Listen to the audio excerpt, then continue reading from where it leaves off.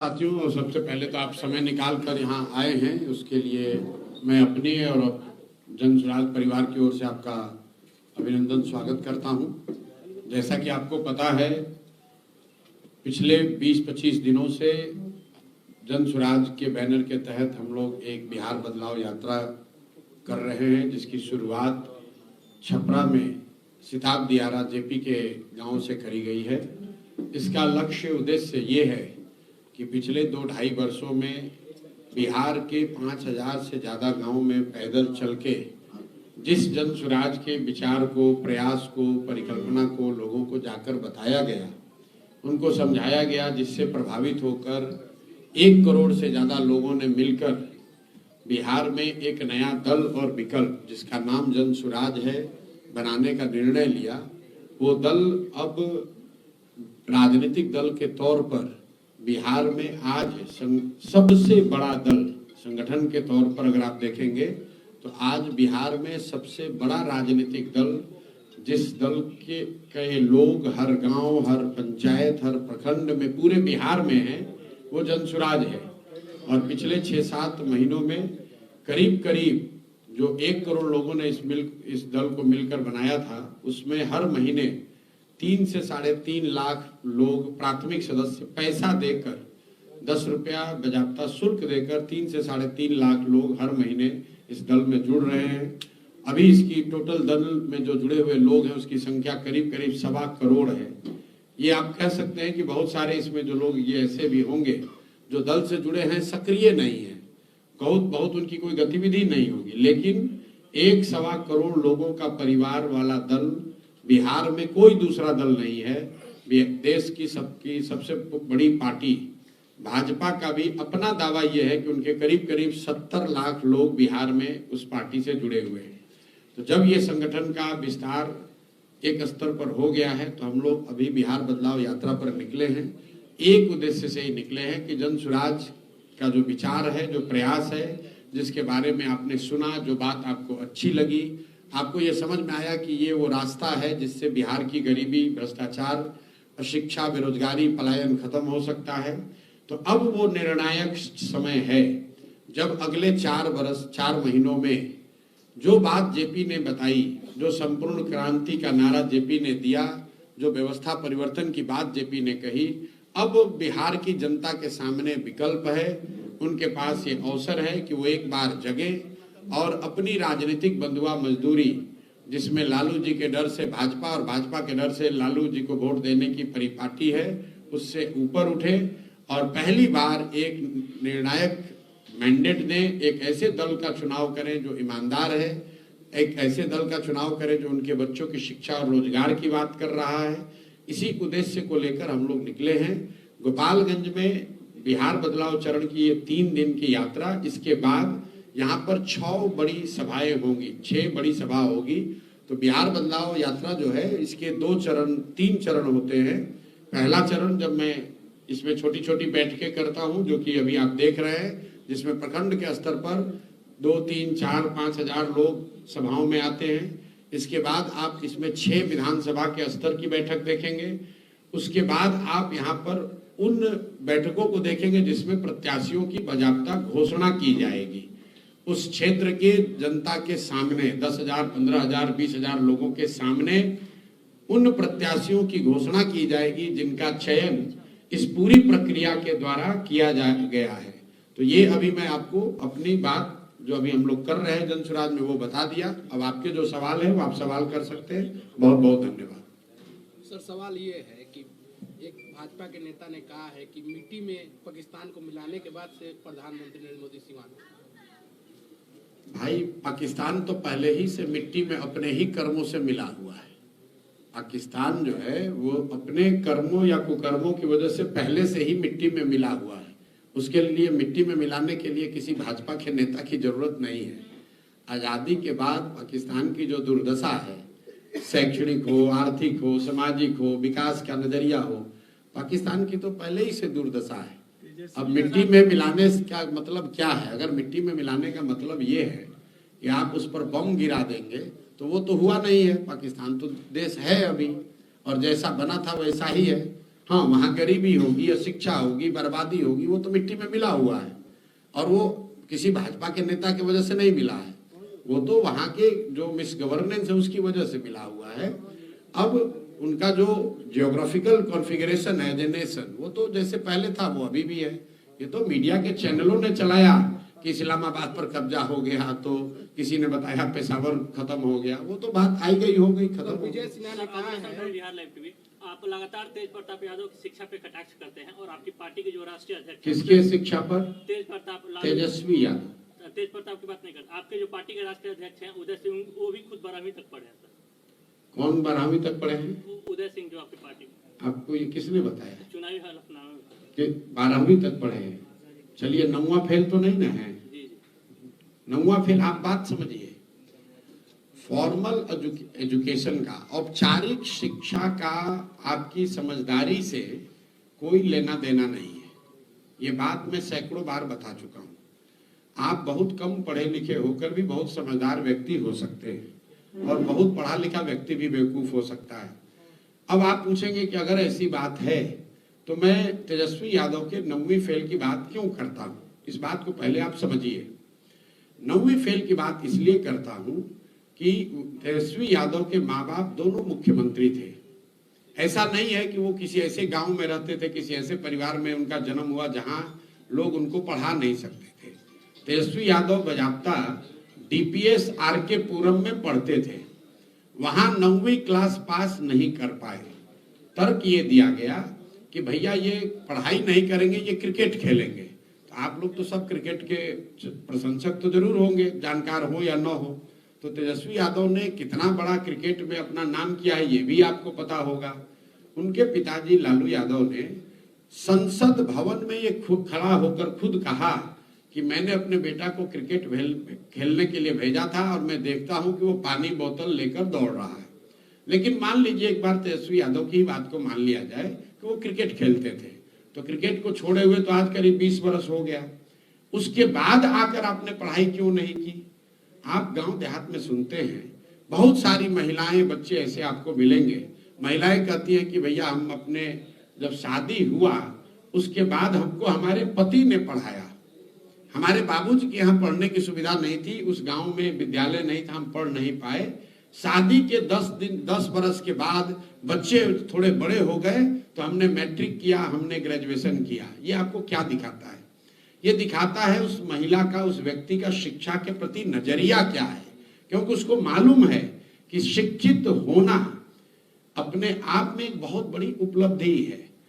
जब आप मुख्यमंत्री के लड़के हैं, माँ बाप मुख्यमंत्री हैं और आप न पहले पढ़े न बाद में पढ़े, क्रिकेट छोड़ने के बाद पढ़ लेते। सचिन तेंदुलकर जैसे व्यक्ति भी 12वीं क्लास का जाकर परीक्षा दिए, लेकिन तेजस्वी यादव आज तक न पढ़े न कभी उस दिशा में कोई प्रयास किया। भाई आप क्रिकेट खेलना छोड़ दिए थे, आप उसके बाद आकर बिहार में मैट्रिक पास हो जाते।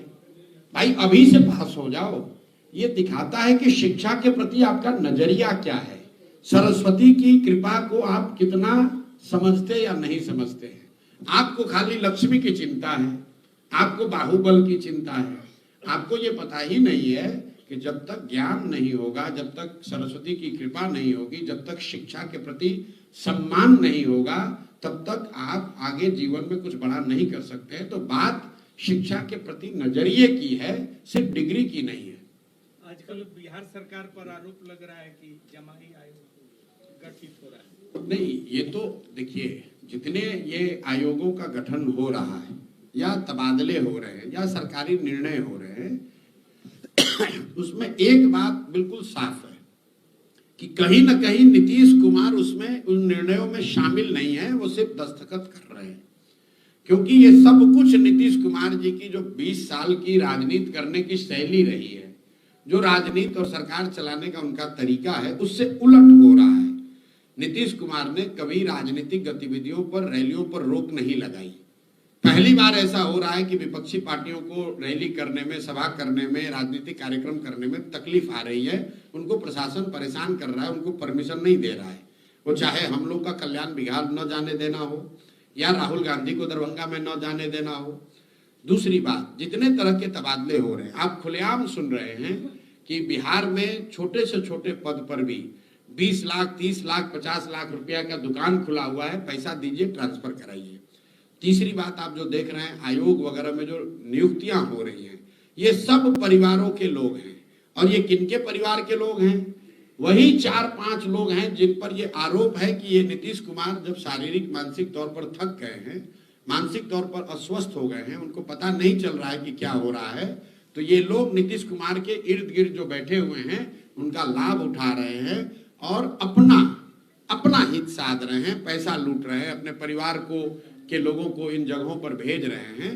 तो ये बात कौन किस आयोग में गया इतना महत्वपूर्ण नहीं है।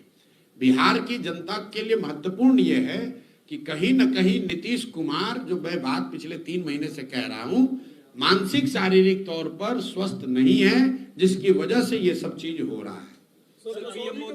एक बयान आया कि नीतीश कुमार के जो लड़का है वो राजनीति नहीं कर सकते, आखिर क्यों ऐसा? किसने बोला कि नहीं? आप पहले तो आप लोग पत्रकारिता करते हैं तो सीखिए पहले बात की क्या कहा है।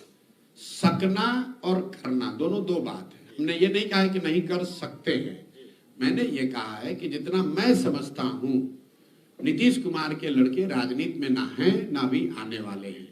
अब ये रोज जो आप लोग सूचना चला रहे हैं टीआरपी और व्यूज के लिए, वो क्यों चल रहा है? पिछले 5 महीना से आप लोग रोज चला रहे हैं। क्यों चला रहे हैं? कि हमको व्यू आए, हमको यूट्यूब पर ज्यादा लोग देखने लगे, और इसको हवा देने का काम राजद के लोग कर रहे हैं। मैंने उसका कारण भी बताया, वो इसलिए कर रहे हैं कि लालू तेजस्वी जैसे लोग ये चाहते हैं कि नीतीश कुमार का एक चीज जो बचा हुआ है कि ये परिवारवाद नहीं करते हैं, अगर किसी तरीके से उनका लड़का राजनीति में उसको खींच के लाया जाए तो ये एक बची खुची जो थोड़ी बहुत जमा पूंजी है ये भी खत्म हो जाएगी, और हम लोग कहेंगे घूम के कि भैया हम अकेले नहीं है परिवारवाद करने वाले, बिहार में हर व्यक्ति परिवारवाद कर रहा है। आप मुझे बताइए, क्या नीतीश कुमार ने कभी कहा कि उनका लड़का आ रहा है राजनीति में? क्या जदयू के किसी प्रवक्ता ने आधिकारिक तौर पर यह कहा कि उनका लड़का, नीतीश कुमार का लड़का राजनीति में आने वाला है? क्या नीतीश कुमार के लड़के ने यह कहा कि हम राजनीति में आने वाले हैं? तो आप लोग किसी के, मतलब ये इतनी गलत बात है। जो व्यक्ति राजनीति में नहीं है उस पर आप लोग रोज टीका टिप्पणी जबरदस्ती कर रहे हैं और करवा रहे हैं। बात देखिए, नीतीश कुमार से मेरा कोई व्यक्तिगत विरोध नहीं है, और इतनी मर्यादा आप लोग को रखनी चाहिए। लालू जी के भी जो बच्चे हैं जो राजनीति में नहीं है, उस पर काहे आप टीका टिप्पणी कीजिएगा भाई? हम तो आपके भाई पर, आपके बेटे पर कोई टिप्पणी नहीं कर रहा है। तो जिसका लाइफ राजनीतिक सामाजिक जीवन में है उस पर आप 100 सवाल कीजिए। जो राजनीतिक सामाजिक जीवन में नहीं है, इतनी मर्यादा तो रखिए, उस पर क्यों टिप्पणी कर रहे हैं? और दूसरे को मजबूर भी कर रहे हैं कि आप भी बोलिए। पिछले 6 महीना से हम बोल रहे हैं कि भाई जो आज व्यक्ति राजनीति में नहीं है उस पर टीका टिप्पणी करना वो मर्यादा के खिलाफ है, कम से कम मेरी मर्यादा के खिलाफ है। आपको अपना यूट्यूब चलाना है, चलाते रहिए। प्राइम मिनिस्टर एक बार फिर से बिहार जसौली की धरती पे मोदी जी और नीतीश जी का रैली होने वाला है 20 तारीख को जी। खबर यह है कि प्रशांत किशोर 19 तारीख को जिला में जो बैठक कर रहे हैं उस रैली को रोकने के लिए कर रहे हैं। मेरे भाई, हम तो पिछले 1 महीना से दौड़ रहे हैं। प्रशांत किशोर इतने छोटे व्यक्ति हैं, कहाँ प्रधानमंत्री और कहाँ प्रशांत किशोर? आप देश के प्रधानमंत्री जसौली में बैठक कर रहे हैं, और प्रशांत किशोर जो मुखिया भी नहीं है, वार्ड सदस्य भी नहीं है, हम गोपालगंज में लोगों से मिल रहे हैं। इन दोनों में क्या तुलना है? मोदी जी आ रहे हैं, उस विषय पर रहिए कि भाई मोदी जी आ रहे हैं। क्यों आ रहे हैं? क्योंकि सामने चुनाव है। क्योंकि इससे पहले तो जब चुनाव नहीं था तब मोदी जी बिहार तो नहीं आ रहे थे। बड़ी बात यह है कि जब वो आ रहे हैं जसौली में, तो जो सभा आयोजित की जा रही है उसमें बिहार सरकार का, बिहार की गरीब जनता का कितना रुपया खर्च किया जा रहा है। बड़ी बात यह है, बड़ी बात यह है कि क्या उस रैली में मोदी जी इस बात का जवाब देंगे कि 2015 में आरा में जिस 1,25,000 करोड़ रुपए के पैकेज की उन्होंने बात कही थी, क्या 15 के बाद उन्होंने पैसा, वो पैकेज बिहार को दिया या नहीं दिया? क्योंकि केंद्र में और राज्य में दोनों जगह मोदी जी की एनडीए की सरकार है। तो अगर मोदी जी ने पैसा भेजा तो पैसा गया कहां? भाई बात तो 2 ही हो सकती है, या तो मोदी जी ने 2015 के बाद 1,25,000 करोड़ पैसा भेजा नहीं, या फिर वो पैसा भेजा और बिहार की एनडीए की सरकार ने, भाजपा जदयू की सरकार ने उस पैसे को लूट लिया। क्योंकि जमीन पर आपको हमको तो कहीं 1,25,000 करोड़ का पैकेज का काम दिख नहीं रहा। तो बड़ी बात यह है कि मोदी जी उसका जवाब दें। बड़ी बात यह है कि मोदी जी इस बात का जवाब दें कि कल जब वो मंच पर बैठेंगे तो दिलीप जायसवाल उनके बगल में बैठेंगे कि नहीं बैठेंगे, जिन पर ये आरोप है कि एक सिख माइनॉरिटी कॉलेज को, मेडिकल कॉलेज को गलत तरीके से इन्होंने कब्जा किया हुआ है। मोदी जी को इस पर जवाब देना चाहिए कि उनके पार्टी के राज्य के अध्यक्ष दिलीप जायसवाल जिस कॉलेज में कभी क्लर्क होते थे, आज उस कॉलेज के वो मालिक हैं, कैसे बन गए। और उस कॉलेज में जो सिखों के सिख माइनॉरिटी एक्ट के तहत जिस कॉलेज की स्थापना की गई है, उसका मालिकाना हक दिलीप जायसवाल के पास कैसे है। और वो अगर प्रधानमंत्री के बगल में बैठेंगे तो उस पर प्रधानमंत्री को बोलना चाहिए कि भाई किस आधार पर उनका चयन किया गया है। एक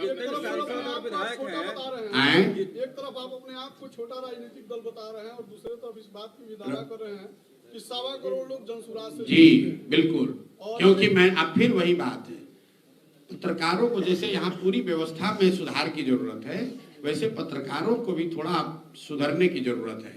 हमने अभी क्या बोला, हमने प्रशांत किशोर व्यक्ति को छोटा बताया कि प्रधानमंत्री के मुकाबले प्रशांत किशोर की औकात नहीं है, लेकिन हमने ये कहा कि बीजेपी इसके मुकाबले जनसुराज दुगना बड़ा दल है। जनसुराज अकेले प्रशांत किशोर नहीं है। बीजेपी का परिवार बिहार में अगर 60-70 लाख लोगों का है तो जनसुराज 1.25 करोड़ लोगों का परिवार है।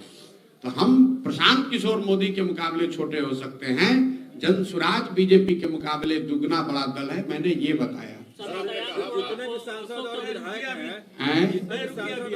हैं, व्यवसायिक आयोग का केंद्रीय मंत्री ललन सिंह ने यह आरोप लगाया कि तेजस्वी यादव उल्लूर जुल्लूर अनाप शनाप बोल रहे हैं ताकि बिहार में उन्हें कोई नहीं पूछ रहा है। तो ये लल्लन जी और तेजस्वी यादव के बीच का मामला है। लल्लन जी और तेजस्वी यादव मिलकर ही तो अभी सरकार चला रहे थे। अभी लोकसभा चुनाव से पहले यही लल्लन जी तो जनता दल यूनाइटेड के अध्यक्ष थे। ये और इनके नेता नीतीश कुमार तेजस्वी यादव को बिहार का भविष्य बता रहे थे और अभी उनको लग रहा है कि वो उलूल जुलूल बतिया रहे हैं। उसी तरह तेजस्वी यादव को नीतीश कुमार में विकास पुरुष दिख रहा था, अब बता रहे हैं कि नीतीश कुमार की वजह से ही बिहार में बड़ा खराबी है। आप जरा सुनिए, ये तेजस्वी यादव कह रहा है कि डीके बॉस कौन है, डीके टैक्स लग रहा है बिहार में। कोई पूछने वाला नहीं है कि भाई जब आप उप मुख्यमंत्री थे, जब आप ही की सरकार थी, आपकी और नीतीश कुमार की, अभी से 1.5 साल पहले, उस समय ये डीके बॉस कहाँ थे? उस समय भी ये आदमी मुख्यमंत्री के सलाहकार थे, उस समय भी वही कर रहे थे जो आज कर रहे हैं। तो उस समय तो आपको मजा आ रहा था क्योंकि डीके बॉस के साथ साथ आप भी मलाई खा रहे थे। अब आपको खाने को नहीं मिल रहा है तो आप बाप बाप चिल्ला रहे हैं। सर, आपने कहा था कि प्रत्याशियों की जो सूची होगी वो हमारे पार्टी के तरफ से पूंजीपतियों की नहीं होगी, जात धर्म देखकर नहीं होगी। क्या ये प्रक्रिया अब भी वही होगी? बिल्कुल कायम है। आप बता दीजिए कि कहां पर जनसुराज का कौन प्रत्याशी घोषित किया गया है जो यहाँ का बहुत बड़ा पूंजीपति है या जिसके बारे में चर्चा हो कि भाई ये प्रशांत किशोर को जनसुराज को 5 करोड़ रुपया देके टिकट लाए हैं। कम से जारी नहीं हुई है तो फिर तो एक उम्मीद की जा रही है, क्या वही प्रक्रिया जारी चलिए, रहेगी? आप उम्मीद कर रहे हैं तो आपका धन्यवाद है कि कम से कम आपको इतनी उम्मीद तो जनसुराज से है कि जनसुराज टिकट नहीं बेचेगा। बिहार में लोगों को और कुछ समझ हो न हो, इतना विश्वास तो लोगों को जरूर है कि बिहार में किसी माई के लाल में इतना दम नहीं है कि प्रशांत किशोर का ईमान खरीद ले पैसे के बल पर। इतना बात तो सब लोग जानते हैं। तो भरोसा रखिए, जब टिकट बटेगा उसके बाद अगर कहीं आरोप लगा और आरोप में आपको कोई सच्चाई दिखी कि प्रशांत किशोर छोड़िए, जनसुराज में भी किसी ने पैसा लेकर किसी को टिकट दिलवा दिया, ये आरोप अगर प्रूफ हो जाए, आप जिस दिन बता दीजिएगा उसी दिन राजनीति छोड़ देंगे। किसी का, फिर से रिपीट कर दे रहा हूं, बिहार में न किसी के पास इतना पैसा है न उसमें दम है कि आकर हमारे ईमान को खरीद सके। सर, जितने भी सांसद और विधायक होते हैं, जितने भी सांसद और विधायक हैं वो विकास की बात करते हैं जी। तो सर, क्या आप अगर सीएम बनेंगे तो जितने भी, किसने कहा कि हम बनेंगे सीएम? नहीं, हमें फ्यूचर ये अगर मगर क्या होता है? अगर मगर क्या होता है, अगर जन स्वराज की सरकार बनेगी ठीक है, तो बिहार में विकास की बात होगी, ठीक है, शिक्षा रोजगार की बात होगी, और आप देखेंगे कि भ्रष्टाचार को कितनी कड़ाई से तो सर जितने भी यहाँ रोका जाता है। जितने भी सांसद विधायक का पेंशन और जो लाभ लेते हैं हारने के बाद, तो नियम जो खत्म कर देंगे आप? नहीं हटाएंगे, हम गलत बात नहीं बोलते। बिहार सरकार और बिहार में लोगों की स्थिति इसलिए नहीं खराब है कि जनप्रतिनिधि को पेंशन मिल रहा है। बिहार सरकार का बजट है 3.25 लाख करोड़, और अगर सारे जनप्रतिनिधियों का पेंशन जोड़ दीजिएगा तो 500 करोड़ भी नहीं होगा।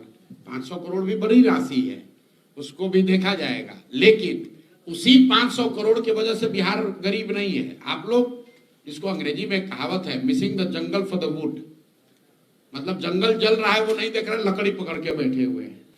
ये दूसरे नेताओं की तरह हम ये बयानबाजी नहीं करते हैं कि हम आएंगे तो सबका पेंशन रोक देंगे। हम तो ये चाहते हैं कि जनप्रतिनिधियों का पेंशन और बढ़े, लोग इतनी तरक्की हो कि बिहार में लोगों की आमदनी बढ़े, लोगों को रोजगार बढ़े और जनप्रतिनिधियों का भी मानदेय बढ़े। गोवा में, ध्यान से सुनिए, गोवा में प्रति व्यक्ति आय है 2 लाख रुपए, वहां पर एमएलए को सबसे ज्यादा मानदेय मिलता है देश में। बिहार में प्रति व्यक्ति आय है देश में सबसे कम, और यहाँ सबसे कम लोगों को मिलता है मानदेय। यहाँ के वार्ड सदस्य को, यहाँ के मुखिया को, यहाँ के सरपंच को, यहाँ के प्रमुख को जन स्वराज की व्यवस्था बनेगी तो उसको 2 गुना, 3 गुना, 4 गुना ज्यादा पैसा मिलेगा, क्योंकि हम लोग सत्ता और संसाधन के विकेंद्रीकरण के पक्ष में हैं। सिर्फ 4 अफसर बैठ के दिल्ली पटना में सब मलाई मारेगा तो यही दुर्दशा होगी जो आज बिहार की दुर्दशा हो रही है। व्यवसायिक आयोग की बैठक हो रही है। बदलाव यात्रा पे निकले हुए हैं। जी, पिछले कई दिनों से बदलाव यात्रा पे निकले हुए हैं। अरे एक ही आदमी कहे को सवाल व्यवसायिक कीजिएगा। आयोग का आयोग होने जा रहा है। हैं? व्यवसायिक आयोग का गठन होने जा रहा है। कितना आयोग बिहार में बना कि सरकार खुद भूल गई है कि कितना आयोग हम बनाए हैं और आयोग का काम क्या है। बैस आयोग अपना मान, छोड़ो यार, बैस आयोग का गठन होना चाहिए। कब से पत्रकारिता कर रहे हो? 12 साल। कम से कम 25 को आयोग में हम लोग खुद देखे कौन बनता है। आयोग किस लिए बनाया गया है? ये राजनीतिक एडजस्टमेंट के लिए किसी को आयोग का बना दिया। एक लाल बत्ती तो पहले मिलता था तो भी नहीं मिल रहा है, एगो एम्बेसडर कार मिल गया, एगो हवलदार सुरक्षा में मिल गया, लोग का जीवन इसी में चला गया और इसी में आप लोग भी लगे हुए हैं। कोई आयोग बना दो, उससे क्या हो जाएगा? आयोग बनाने से व्यवसायीकरण हो जाएगा, इंडस्ट्री लग जाएगी, शुगर मिल चालू हो जाएगा। ऐसा 1000 आयोग चल रहा है। सर, जन स्वराज के द्वारा जो उम्मीदवारों का दावेदारी फॉर्म भरा जा रहा है, तो रिजर्व कैटेगरी की जो भी सीटें हैं वहाँ पे जो रिजर्व कैटेगरी के कैंडिडेट उनसे भी उतना ही शुल्क लिया जा रहा है जहाँ पे बिल्कुल लिया जाएगा, क्योंकि हम लोग रिजर्व अनरिजर्व नहीं मानते। जन स्वराज में जो सीट आरक्षित नहीं है, बात को ध्यान से सुन लो, जिन सीटों पर एससी का रिजर्वेशन नहीं है वहां पर भी कोई काबिल व्यक्ति जो अनुसूचित जाति जनजाति समाज का है वो भी आवेदन दे सकता है, वो भी चुनाव लड़ सकता है।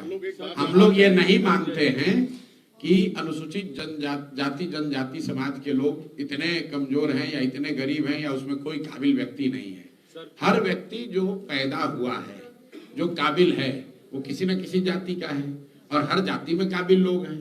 ये आपकी सोच है, सामंतवादी सोच है, जो ये कहता है कि भाई अनुसूचित जनजाति है, अनुसूचित जाति है, इसको हाथ पकड़ के ही चलाना पड़ेगा।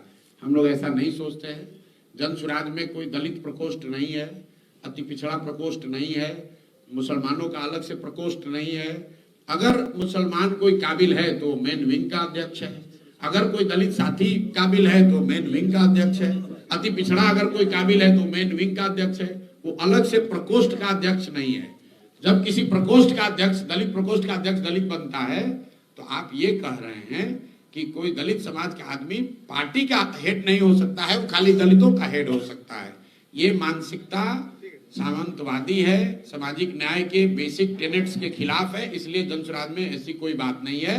हम लोग के लिए दोनों इक्वल है, दलित समाज के लोग भी इक्वल हैं और सामान्य वर्ग के लोग भी इक्वल है। अब आपने कहा 21,000 रुपए की शुल्क की बात, तो भैया सामान्य परिवार में भी को भी ये अवसर है और दलित समाज के लोगों को भी अवसर है कि अगर आपके पास 21,000 रुपया नहीं है तो अपने क्षेत्र के लोगों से लिखवा कर ये दे दीजिए 1,000 लोगों से कि आप इतने गरीब हैं कि आपको आवेदन शुल्क नहीं देना नहीं दे पाएंगे तो वो सामान्य परिवार का भी आदमी के लिए माफ है, मुसलमान के लिए भी माफ है, महिला के लिए भी माफ है, दलित के लिए भी माफ है। बिहार में जनगणना का अधिघोषणा किया है देश में जनगणना कराने की, जी तो क्या इससे क्या बेनिफिट होगा? देखिए, पहली बात तो आप लोग ये समझिए, हर विषय को आप लोग खाली राजनीतिक चश्मे से देखते हैं। पिछले 2-2.5 वर्षों से जनगणना पर बिहार के पत्रकारों ने इतना चर्चा कर लिया है, हर सवाल के मैंने जवाब ये दिया कि जनगणना होने में कोई दिक्कत नहीं है। जनगणना पहले भी हुई है। आप लोग भूल गए हैं कि पिछला जो देश में सेंसस हुआ उसमें भी जातियों की गणना की गई है, उसको रिलीज नहीं किया गया क्योंकि जो जातियों की गणना की गई तो सरकार को जब आंकड़े मिले तो आंकड़े इतने डिस्टॉर्टेड थे, मतलब वो बिलीवेबल नहीं थे, विश्वसनीय नहीं थे। उसी चीज को सुधार करके अगर फिर से एक बार सेंसस कराना चाहती है सरकार जातिगत आधार पर तो करा ले। जानकारी समाज के बारे में, समाज के विभिन्न वर्गों के बारे में जितनी ज्यादा जानकारी सरकार या नीति बनाने वालों के पास रहेगी उतना ही अच्छा है। लेकिन सिर्फ जानकारी इकट्ठा हो जाने से समाज नहीं सुधरता है। दलितों की गिनती, मुसलमानों की गिनती तो आजादी के बाद से हो रही है। तो आप मुझे बताइए कि अगर गिनती हो जाने मात्र से ही अगर स्थिति सुधरती तो आज कम से कम मुसलमान और दलित भाइयों की स्थिति सुधर गई होती। भाई, बिहार में जातीय जनगणना हुई, उसमें क्या निकला? कोई भी पत्रकार आज तक हमको नहीं मिला पिछले 2 वर्ष में जिसने जातीय जनगणना के रिपोर्ट के आधार पर एक भी सवाल किया हो। जाति जनगणना जब नहीं हुआ था रोज आके सवाल पूछ रहा है, सर होना चाहिए नहीं होना चाहिए, सर होना चाहिए नहीं होना चाहिए। भाई, जनगणना हो गई, रिपोर्ट में क्या आया? एक रिपोर्ट का ये फाइंडिंग है कि आज भी 35 बरस सामाजिक न्याय का ढोंग करने वाले लोगों के राज चलाने के बाद भी 5% से कम दलित और अति पिछड़े समाज के, मुस्लिम समाज के लोग 12वीं पास करते हैं। अब रिपोर्ट पढ़िएगा तब तो ही पता चलेगा। यहाँ रिपोर्ट तो पढ़ना है नहीं, राजनीति करने के लिए सर जनगणना होना चाहिए कि नहीं, अगर आप पिछड़ा में लड़ाई लगवा दिया। भाई, जनगणना हो गई, जनगणना में क्या निकल कर आया? चर्चा उस पर होनी चाहिए, नीति उस पर बननी चाहिए। आप मुझे बताइए कि उसी जनगणना के आधार पर नीतीश कुमार ने 24 नवंबर 2023 को यह कहा कि 94 लाख जो गरीब परिवार इस जातीय सर्वे में पाए गए उनको 2-2 लाख रुपए की सहायता राशि दी जाएगी। आप सभी वरीय पत्रकार हैं, आपने आज तक किसी नेता से पूछा कि भाई ये 2 लाख रुपया कब दीजिएगा? आप लोग तो पूछिएगा नहीं। आप लोग को भी तो खाली मसाला चाहिए। समाज की ये दुर्दशा क्यों है? क्योंकि बताने वाला और पूछने वाला दोनों को विषय से मतलब नहीं है। भाई, जातीय जनगणना हो बहुत अच्छी बात है, लेकिन उसका फायदा तब होगा जब जातीय जनगणना में जो रिपोर्ट आए उस पर काम हो। आप लाइब्रेरी में जाइएगा, उसमें बहुत किताब है, तो उससे उसको पढ़ के न्यूटन आइंस्टीन हो जाइएगा। जब तक उस किताब को पढ़िएगा नहीं, जब तक उसको समझिएगा नहीं, तब तक किताब को देखने से क्या हो जाएगा? लाइब्रेरी में हम जाएंगे तो हम विद्वान हो जाएंगे।